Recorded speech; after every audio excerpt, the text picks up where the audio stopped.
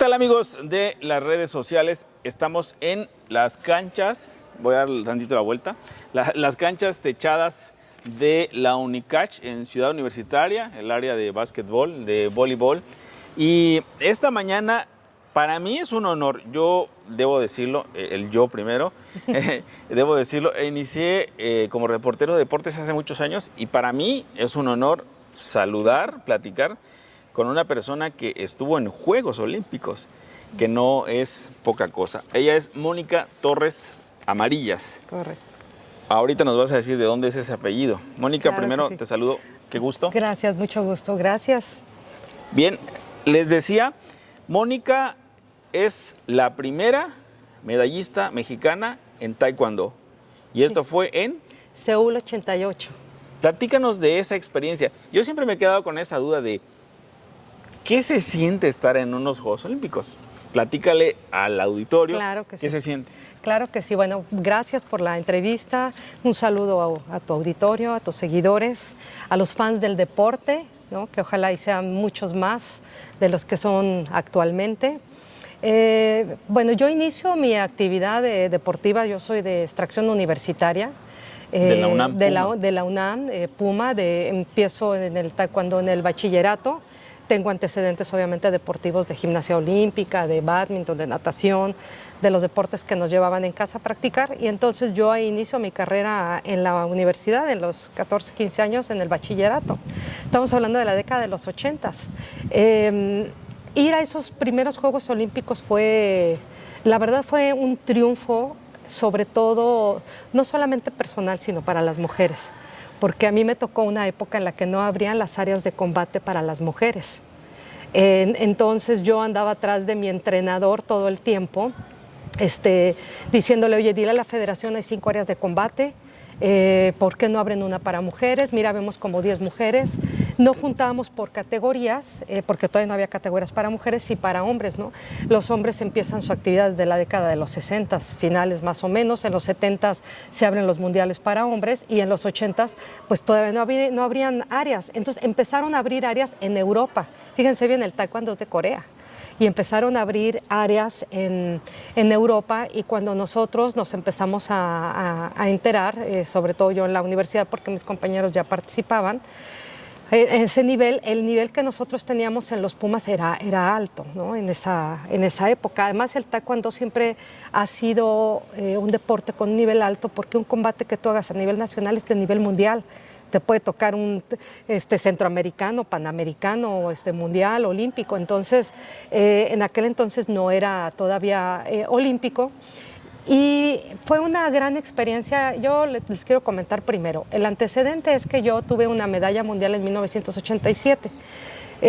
Dentro de este andar que no le abrían áreas a las mujeres, de repente anuncian que va a haber el primer selectivo para las mujeres en 1986. Y resulta que hacen un torneo selectivo, quedamos las mujeres, nos concentran y nos dejan por falta de presupuesto.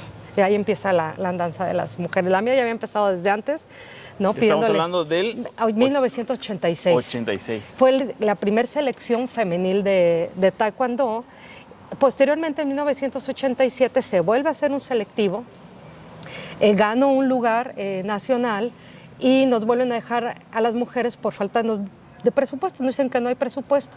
Entonces, mi familia, mis compañeros del taekwondo, hicieron una cooperación y así me fui al Campeonato Mundial del Taekwondo. Pero además nosotros teníamos dos, digamos, agravantes, ¿no? Me refiero a los Pumas en ese entonces, porque no éramos del equipo de la federación, que dirigía la federación, que era un monopolio, y además pues no nos querían, ¿no? Entonces yo tenía doble agravante, por ser mujer y además por ser Puma. Entonces no me pagaban el boleto de avión, y entonces se hace la cooperación, pago mi boleto de avión, me voy y ya mi entrenador avisa, Mónica Torres está allá, llego a un hotel muy sencillito para lo que me alcanzaba, y entonces pues ya me incorporaron a la selección nacional, me tuvieron que incorporar, entonces llegué por mi propio pie y así es como compito, y así llega la primera medalla oficial femenil de taekwondo a México, ¿no? Esa fue ¿En un mundial? En un mundial. ¿En dónde dices, perdón? En Barcelona, España. Barcelona. Eso fue en Barcelona, España.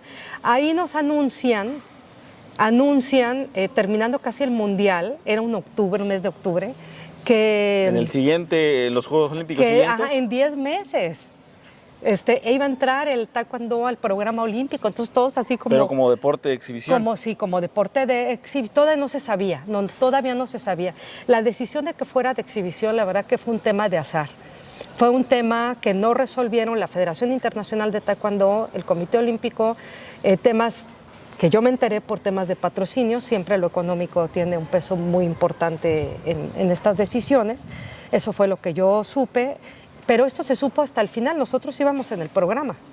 Y entonces era una emoción ahí en el campeonato mundial, porque todos dijimos, no, bueno, además yo había ganado una medalla, pero el taekwondo en esa época era durísimo, porque tú podías regresar con la medalla que quisieras del mundo, ¿no? Yo saqué un segundo lugar mundial, te tenías que volver a elegir, o sea, para pasar todo tu proceso, nada de que, bueno, ya eres el campeón, tú estás seleccionado.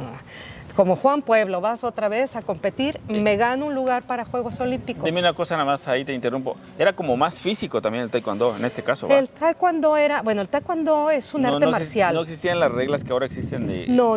Era muy distinto. El taekwondo era un arte marcial, es un arte marcial que toma una parte de su reglamento, o sea, marcial es todo lo inherente, para los que no lo sepan, a la guerra, a la defensa personal, al arte de la guerra, toman una parte y la hacen deportiva. Y entonces hacen un reglamento y con eso se empiezan a hacer combates. El primer mundial fue en 1973, yo estoy hablando ya de la participación de las mujeres casi una década después. Y entonces se toma esta parte deportiva, con ese mismo reglamento se entra a Juegos Olímpicos, era mayor impacto, mayor velocidad, mayor rigidez, por ejemplo, no te podías caer, tú podías meter el punto que quisieras y te lo quitaban si te caías, porque habla mucho de la posición, de la postura, del equilibrio, de la mentalidad, o sea, todo lo que implica que tú te caigas en un combate, ¿no? Es lo que no debes hacer. Entonces, bueno, nos anuncian que vamos a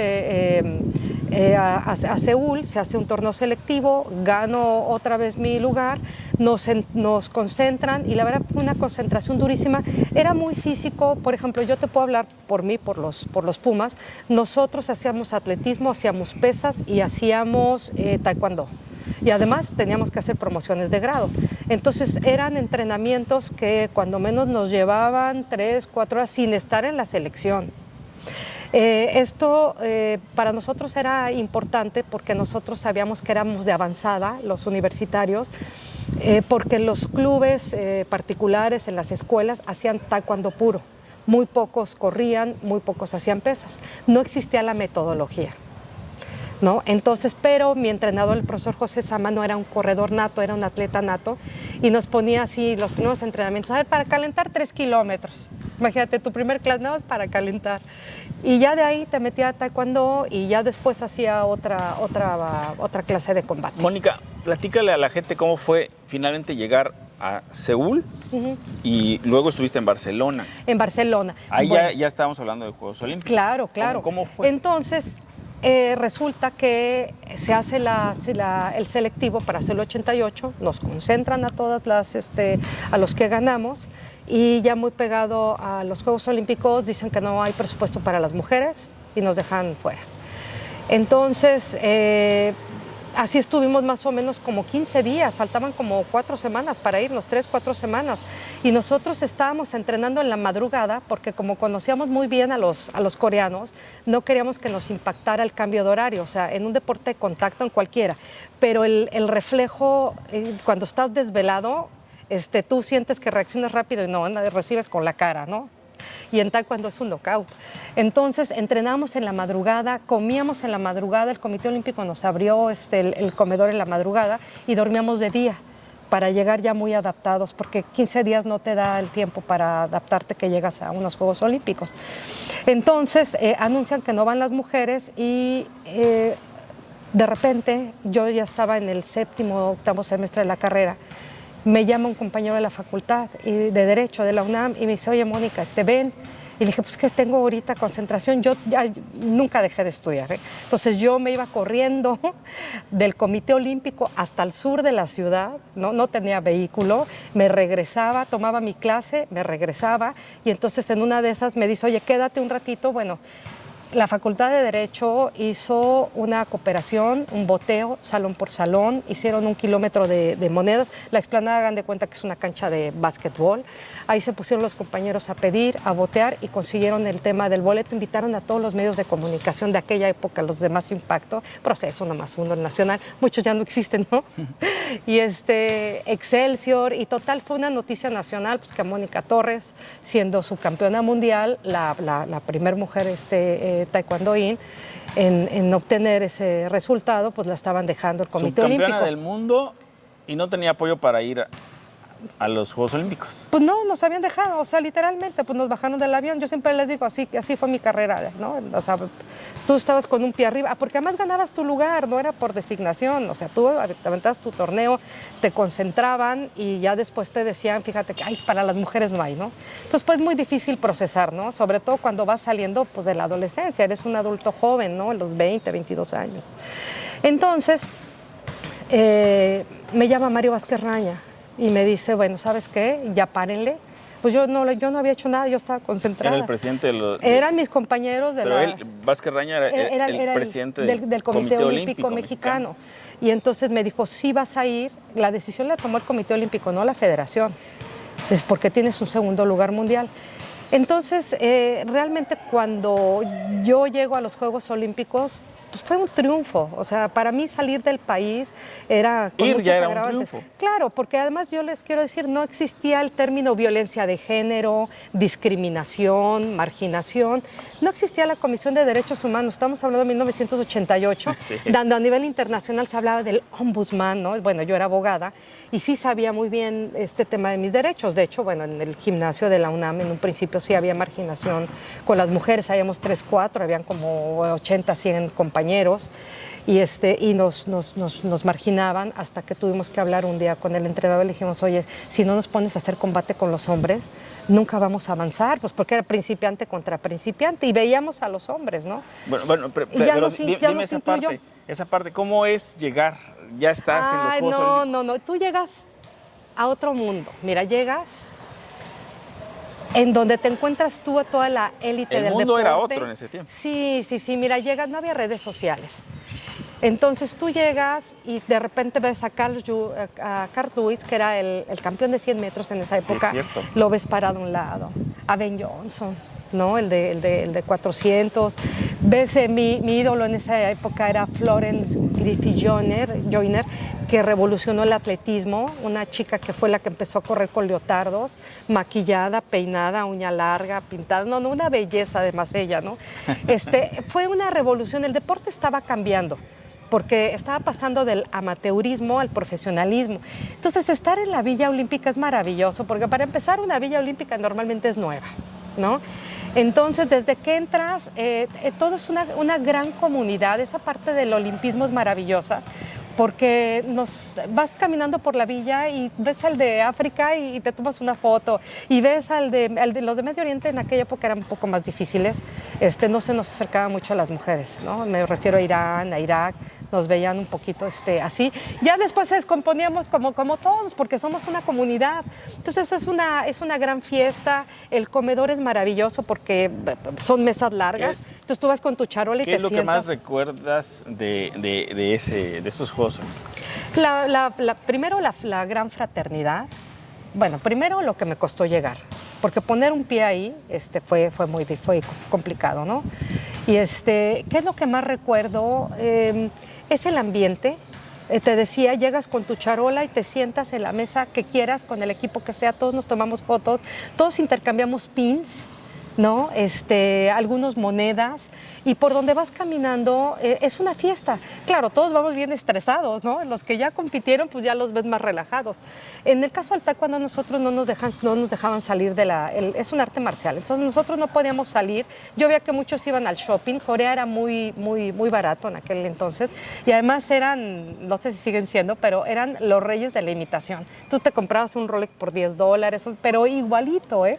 Entonces era la piel, campeábamos botellas de tequila, nos las llevábamos en la maleta, nos los dejaban pasar los de aduanas, pues que éramos deportistas, los cambiábamos por trajes de piel, por chamarras, el sombrero de charro, te ibas ahí Taiwán, ibas intercambiando tu sombrero por ropa, por lo que más te gustara, ¿no? Entonces la calle era una fiesta y la Villa Olímpica era también una fiesta. Entonces eso es lo que más recuerdo. Íbamos muy concentrados, nosotros nos marginaban, el entrenador nos decía, a ver, tú no puedes desconcentrarte. Yo veía que muchos salían de la villa 2, 3 días antes, nosotros no, hasta después de competir. Entonces yo pienso que por eso el nivel ha seguido siendo competitivo. Ahí taekwondo. fue plata, ¿verdad? Bronce. En el mundial fue plata. Es que tengo 2 medallas mundiales de plata y los 2 Juegos Olímpicos son de bronce. Bronce, ok. Y además tengo 2 medallas mundiales de mundial universitario y de Copa del Mundo también. Tengo 4 medallas mundiales. Luego viene Barcelona. Ahí viene, bueno, después de Seúl se abre una gran brecha hacia adelante, porque pues ya con una medalla mundial y una olímpica, pues todos dirían, pues claro, te mereces todo el apoyo. Pues no, pues fíjense que no, porque venía el campeonato panamericano y otra vez la federación no me pagó el boleto, teniendo por ser Puma. Y con la novedad de que la universidad había entrado en paro, en el paro del movimiento universitario. Y entonces ese boleto también lo tuve que conseguir con una medalla mundial y una olímpica. Pasé un proceso selectivo otra vez, lo que te comentaba, y resulta pues que tampoco. Entonces, bueno, yo fui al comité, al CEDOM, no es cierto, a la Confederación Deportiva Mexicana, y ahí pedí el apoyo. Ya había cambio de administración, había cambio de gobierno, era diciembre del 88, entonces había cambio de todo, o sea, México estaba cambiando, ¿no? Y bueno, logré conseguir el apoyo y me fui al primer campeonato panamericano de taekwondo en diciembre, todavía estamos golpeados de los Juegos Olímpicos, en Perú. Y así fue, ahí saqué medalla de oro. Y en 1989 ya se empezaba a crear la CONADE, fíjense de qué época estoy hablando, ya se empezaba a crear, ya se aventó la iniciativa hacia el Congreso, estaba Raúl González dirigiendo el deporte, muy sensible él porque también no la pasó bien en el deporte, muy apoyador con los deportistas, y entonces ahí fue donde yo empecé realmente a recibir apoyo. ¿No? Se hizo por excelencia del deporte, los empresarios se sumaron, fue algo muy bonito, y a los que teníamos medallas desde Centroamericana, Panamericana, yo estuve en el comité como deportistas de por excelencia del deporte y se nos fueron dando becas. Entonces, pues digo, para mí siendo estudiante, lo que me fuera, y además los libros de derecho carísimos, ¿no? Fue la verdad un parteaguas. En 1989, estoy hablando ya de un año después, ya con este apoyo ya tuve yo concentraciones a Corea, ya por lo menos, durísimas, íbamos a entrenar 7 horas, ¿no? Con un calor. Eso es para ir a Barcelona. Esto ya empieza el siguiente ciclo olímpico, 1989. Se hace el segundo campeonato mundial femenil y ahí saco medalla de plata. Y ahí tuve una experiencia, la verdad, muy bonita, que yo la comparto con un sentido social más que personal, que bueno, todas mis medallas siempre fueron de equipo, ¿no? Porque siempre estuvo mi familia y estuvieron los Pumas, ¿no? Siempre, mis compañeros, mi entrenador. Y en esta medalla, cuando yo la obtengo en el 89, ahí empieza el primer mundial del ciclo olímpico. Bajándome del avión me entero, ya llegando a México con mi medalla, que la UNAM me había postulado para el Premio Nacional del Deporte. Y gano el Premio Nacional del Deporte, ¿no? Había varios compañeros con méritos importantes. Y gano ¿Fue el antes Premio de ir Nacional. todavía a Barcelona? A Barcelona, sí. Estamos en 1989. Me dan el primer Premio Nacional del Deporte para el taekwondo, un deporte practicado mayoritariamente por hombres, y el premio se lo dan a una mujer. Después de esto, del 88 y del 89, no saben qué bonito fue, porque algunos compañeros me comentaron, después de eso los gimnasios se llenaron de niñas. O sea, ya los papás no les decían como a mí, oye, pues no porque te van a lastimar. O sea, con mi papá no era un tema cultural de para hombres, sino pues está lleno de hombres. Es cierto esa parte, leía algo de ti.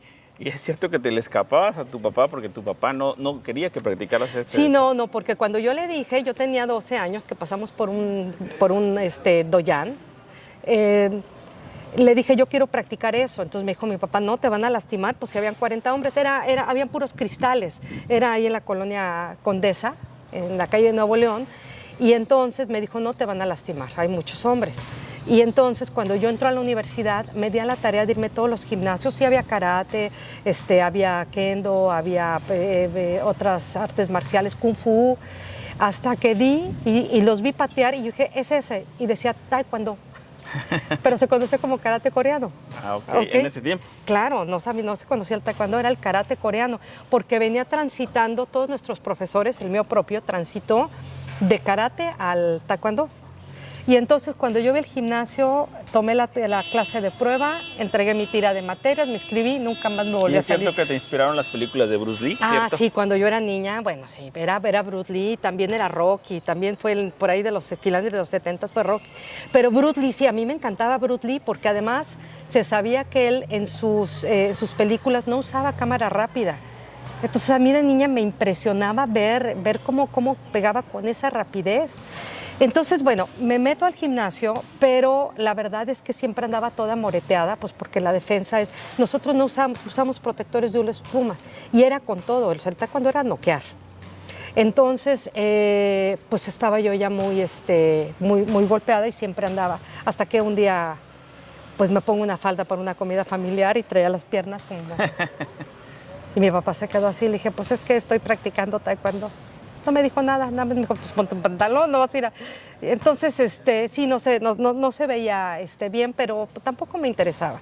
Y una vez mi profesor también me dijo, oye, Mónica, cuando yo era todavía, que llevaba como un año, me dijo, siempre vas a andar así, pues porque siempre, además yo competía en 45 kilos, bueno, bajaba al 43 kilos, entonces era menudita, entonces me decía mi entrenador, oye, siempre vas a andar así. Y yo decía, ¿y? O sea... pues que no me quiera ver moreteada, pues que no me voltee a ver, ¿no? Además yo traía una influencia de una escuela muy de izquierda, muy feminista, muy del tema de equidad, de justicia social. Que son bueno, tú eres, CCH. platícanos de esa parte, eres licenciada en Derecho, maestra en Derecho soy licenciada en Derecho, tengo una especialización en políticas públicas por el INAP, tengo una maestría por la Ibero y tengo un doctorado por la UNAM. Soy maestra de Derecho también, ¿no? En la UNAM y he ejercido 11 años en la Ibero. Mónica Torres Amarillas, ¿cómo ves en este momento hacia atrás todo ese trayecto que han seguido las mujeres? Ahora hay más oportunidades para las mujeres en todos los ámbitos. Hay más diputadas, senadoras, se habla gobernadoras, podría haber hasta una presidenta en México. Claro. ¿Qué es lo que ha pasado y qué se ha hecho bien en esa materia y qué no se ha hecho bien? ¿Qué falta? Mira, obviamente como mujer, como ser humano, estoy a favor de la equidad. O sea, sí de la igualdad, pero hay que entender, yo siempre he sido feminista porque he buscado las causas y me tocó abrir el camino para las mujeres, porque así me tocó, siendo mujer, ¿no? Me topaba con temas culturales, ¿no? Cerrados con candado, aquí no pasan las mujeres, que era el taekwondo. Entonces, este tema de igualdad y de equidad a mí me parece muy importante, ¿no? Porque las mujeres tenemos una forma, los hombres otra, y finalmente en el ámbito profesional nos complementamos y en el ámbito social, ¿no? Y es donde entra la equidad. Yo sí estoy de acuerdo que haya mujeres, estoy de acuerdo también que haya hombres, pero tenemos que privilegiar la capacidad, ¿no? Soy una feminista que siempre he dicho, a ver, hazme un examen contra él, pero privilegia mi capacidad, ¿no? Digo, si vamos a medirnos fuerzas, pues ahí estamos fuera de la jugada. Claro. ¿No? Y vas a cargar... No es dar un lugar por ser mujer. Claro, porque hasta en las competencias hay categorías de fisicoculturismo, de contacto, ¿no? Entonces me dicen, bueno, no es que quieras competir contra hombres de ninguna manera, ¿no? Es como si a un hombre de 50 lo pones con uno de 80, pues no es que sea un tema de feminismo, es un tema de equidad. O sea, yo quiero competir contra alguien en igualdad de circunstancias. Y así son las contiendas, de eso se tratan las leyes, ¿no? De que haya equidad. Entonces yo sí estoy de acuerdo, pero sí es muy importante que la sociedad elija a las personas que tienen capacidad. Si es mujer, qué bueno, si es hombre también. Y sí estoy a favor, obviamente, de que haya una igualdad, una equidad. En México todavía hay zonas, estamos en Chiapas, en donde las mujeres les ha costado más trabajo, y este impulso es muy importante porque somos un complemento social. O sea, no es porque ya llegué y yo quiero ser igual, no, somos un complemento. Tenemos formas distintas de ser, de pensar, y a la hora de gobernar, de aplicar, incluso en la casa, somos un complemento, ¿no? El hombre, la mujer. Entonces, esto es lo que pienso yo, nos da un equilibrio, ¿no? Entonces, me parece muy importante. Mónica, tú eres coordinadora de deportes en la UNICACH. Sí. De todo ese bagaje, de ese aprendizaje olímpico que tienes, ¿qué estás aplicando en la UNICACH? Mira, estoy aplicando cuando el rector es muy apoyador del deporte, ¿no? Desde el momento en que invita a una persona con mi perfil, con mi trayectoria, el rector Juan José Solórzano, me pidió un programa, me dijo, a ver, ¿qué nos faltaría? Entonces, el deporte se divide en dos, el deporte universitario, yo te digo, soy universitaria de cepa, ¿no? Y entonces sé lo que es estudiar y entrenar, y sé lo que sí se puede y sé lo que no se puede, ¿no? Y se puede todo, con orden, con disciplina y sobre todo si es lo que tú quieres. Entonces está el deporte formativo, que es el deporte para todos, el que debemos Como hacer estas canchas. todos, sí. El que tú agarras tu balón y te vienes a jugar y ahora con tus compañeras, con tus compañeros y te vienes a echar cascaritas. No, ese es el deporte formativo y entonces armamos equipos y entonces competimos. Ese es el deporte formativo, ¿no? Y aparte está el deporte competitivo, que ahí nada más, nos guste o no nos guste, entra la élite del deporte. A ver, hermano, entrenas 2, 3 horas, puedes, quieres, ¿no? Hay un selectivo, hay tiempos para el atletismo, hay tiempos, no, el deporte de alto rendimiento no es para todos, porque no todos nacimos para todo, así de sencillo. Y a veces me gusta, pero no me da, ¿no? O sea, y no me da porque ya no puedo, ya no quiero, ya no. Entonces está el deporte formativo y está el deporte competitivo, y en eso el programa que hicimos con el rector abarca estos dos. Por ejemplo, ¿qué es lo que estamos haciendo aquí? El torneo interfacultades. Fue el primero que hicimos, fue el año pasado en agosto, y la verdad que lo hicimos medianamente, porque estamos arrancando, pero se inscribieron 600 compañeros, 600 alumnos, ¿no? Se quedaron otro tanto porque se dieron cuenta, ¿no? Haz de cuenta, 22 equipos de fútbol, 22 equipos de fútbol. O sea, padrísimo, se hicieron 13 de voleibol, 8 de básquetbol. Ese es el deporte formativo, donde tenemos que generar un ambiente positivo para los jóvenes. Y sobre todo después del COVID, de lo que vivimos, necesitamos ayudarlos a tomar este camino del deporte, ¿no? Porque todos los beneficios del deporte que ya sabemos, pero sobre todo es un complemento, en lugar de irte con el teléfono a la computadora. Yo no digo que no se vayan a la pachanga, sí, pero primero entrenen, y si les da la energía, váyanse, ¿no? Y si tienen el partido a las 8 de la mañana, pues elijan, ¿no? Porque un balonazo lo ves y piensas que vas a reaccionar muy rápido desvelado y nunca vas a reaccionar, ¿no? Entonces, bueno, es el formativo, es el competitivo, entonces estamos haciendo el interfacultades.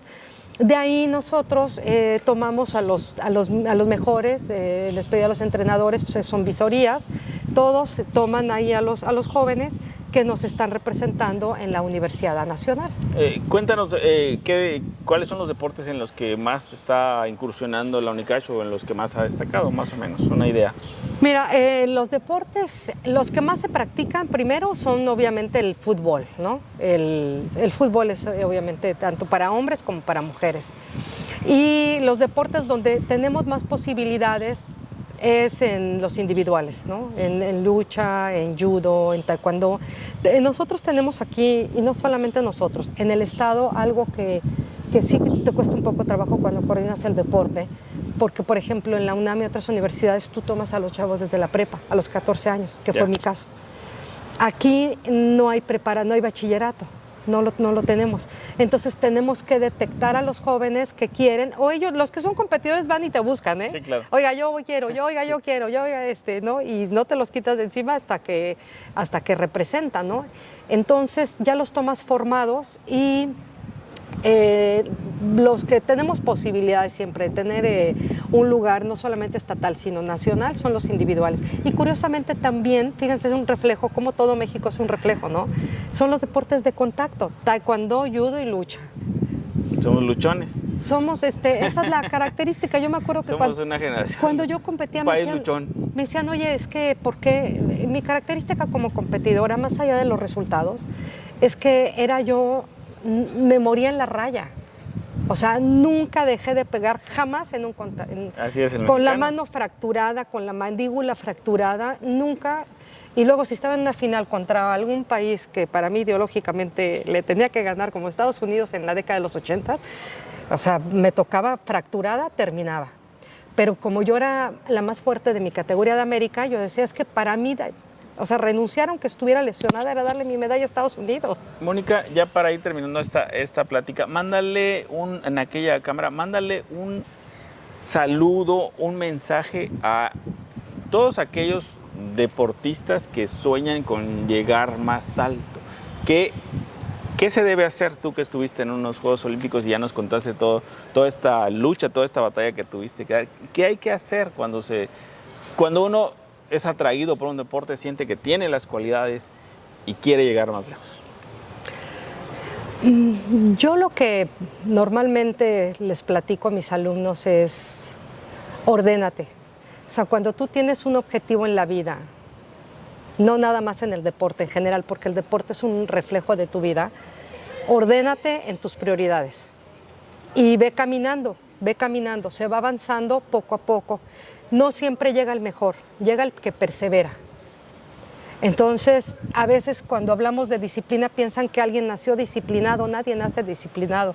Eso se trabaja y lo trabajas tú con tu interior, tú con tu objetivo. Entonces, que nada te mueva para llegar. Y el ideal, obviamente, es estudiar y entrenar. Siempre para los jóvenes va a ser el complemento. Entonces, si tú vas avanzando poco a poco, vas a entrenar 1 hora, luego 2 horas, luego 3 horas, y cuando tú te des cuenta, ya llegaste.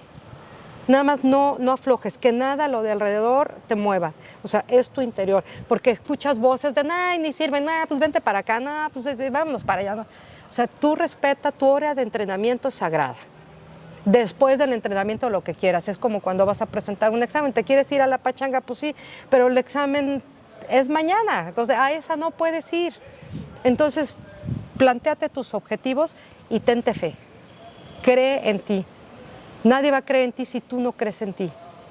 Entonces, eso es lo que yo les recomiendo, ¿no? Mónica, y para las mujeres de la edad que sea, las que aspiran a competir, a destacar en un deporte, pero también las que quieren hacer deporte, cualquier deporte, porque sabemos que es bueno para la salud, porque sabemos que nos da una vida más prolongada. ¿Cuál es tu mensaje? Bueno, para las mujeres, primero que se ubiquen primero como un ser humano, hacia el interior y busquen qué es lo que quieren hacer. Y se quiten etiquetas. Lo que tú quieres hacer sin etiquetas, lo puedes hacer. No que esto es para hombres, que esto es para mujeres, no. Lo puedes hacer tú, busca tu camino, busca tu interior. Y otra vez, no escuches voces al exterior si es algo positivo para ti, si es una meta, porque a veces tú sabes que puedes llegar, pero no falta quien te diga, no, hombre, está re difícil, no, es bien difícil llegar a ese nivel. No, sí puedes. Sí puedes, nada más concéntrate en lo que tú quieres a tu interior y trabájalo, ¿no? Y es como blindarte. Y sí, la vida del deportista es un poco aislada precisamente por eso, porque somos atípicos, tenemos metas estatales, municipales, nacionales, internacionales, y a veces no toda la gente lo entiende porque no todos tenemos las mismas metas. Entonces, ubícate en tu interior más allá de ser mujer, de ser hombre, y concéntrate en eso que quieres. Y cuando tú ya te des cuenta, ya avanzaste y eres el más disciplinado y eres la persona con más metas que tú mismo o tú misma hayas logrado. Mónica, gracias Ciro. por la plática, gracias a los amigos de las redes sociales que van a ver esa entrevista. Los esperamos en la siguiente. Mónica, gracias por recibirnos aquí en la Unicach. Gracias al auditorio, gracias a todos. Por esa historia, por esa trayectoria. Gracias.